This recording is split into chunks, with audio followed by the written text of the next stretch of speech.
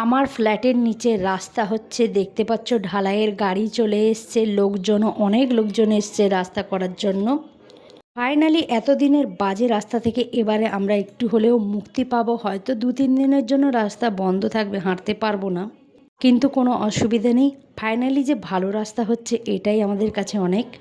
তো দেখতে দেখতে পুরো সামনেটা চলে এসছে রাস্তা করার জন্য, দেখতে পাচ্ছ অনেক লোক এসছে দেখতে পাচ্ছ। আর রাস্তায় চলাচল টোটালি বন্ধ হয়ে গেছে, যেহেতু রাস্তাটা হচ্ছে লোকের সাইডে নর্দমা দিয়ে পাশ কাটছে।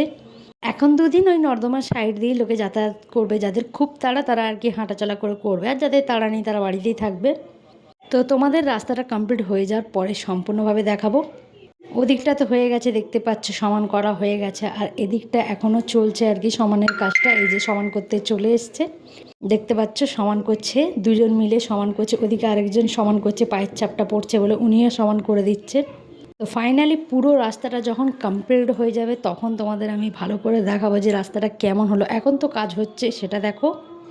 রাস্তা হওয়ার 2 দিন পরে ঠিক বিষয়টা দেখতে লাগছে এরকম। এই যে দেখো এখনও পুরোপুরি শোকায়নি, তাই গাড়ি যাতায়াত করা বন্ধ আছে, শুধু মানুষ পায়ে হেঁটে যাচ্ছে। এখনও সাইকেল, বাইক বা 4 চাকা কোনো কিছু ঢুকতে দেওয়া হচ্ছে না, কারণ রাস্তাটা এখনও পুরোপুরি শোকায়নি।